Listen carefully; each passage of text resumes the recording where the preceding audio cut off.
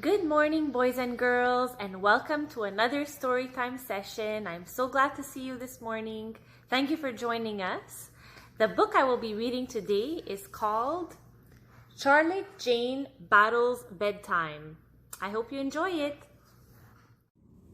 This book is written by Myra Wolfe and illustrated by Maria Monescillo.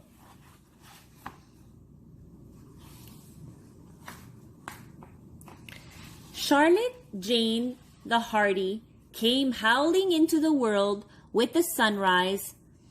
"Arr, she's finer than a ship full of jewels," said her mother, smiling. "Arr," agreed her father. "Also," said her mother, "she's got oomph, formidable oomph," said her father. They were right. Her first words came early. "On guard!" Her first steps came late.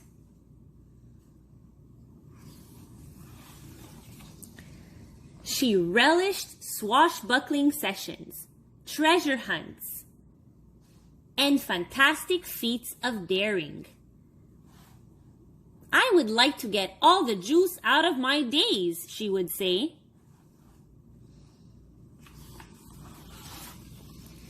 And bedtime was not juicy. "Sleep is your friend, little doubloon," said her father. "No one can be hardy without it," said her mother. Charlotte Jane did not agree. She began to go to bed later, and later, and later, until one dark night she didn't go to bed at all. "Victory," she whispered into the morning.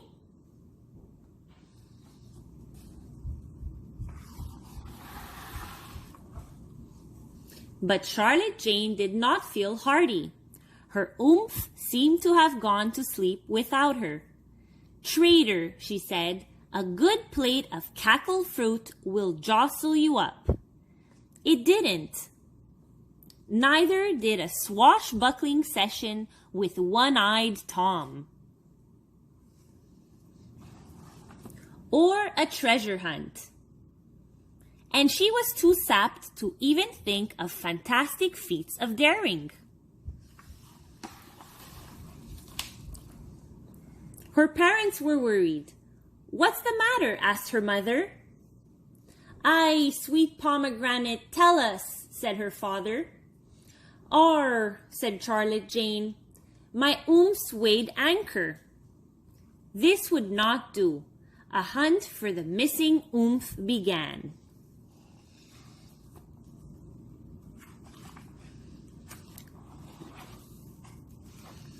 "It's not in the closet," said her mother.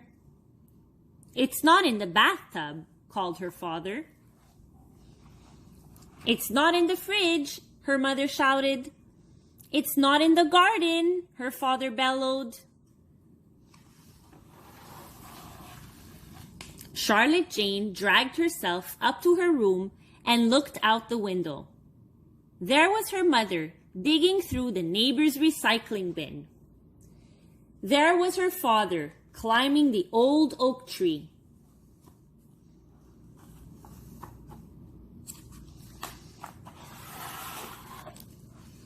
And there was her feather bed. Charlotte Jane gave it a feathersome glare. Bedtime was not juicy. Sleep was for landlubbers.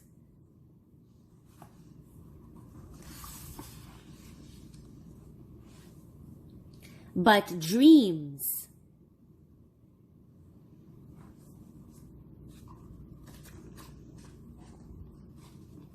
Charlotte Jane's hardy dreams.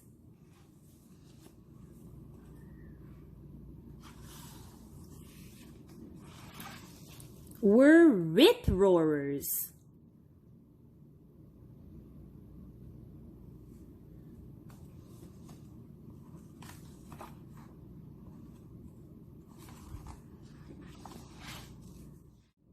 As the sun came up, Charlotte Jane rubbed her eyes.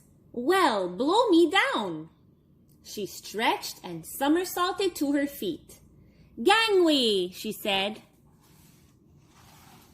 Charlotte Jane peeked in at her parents.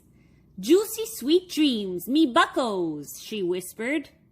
It was time to shiver some timbers. Charlotte Jane, the Hardy's formidable oomph, was back at last.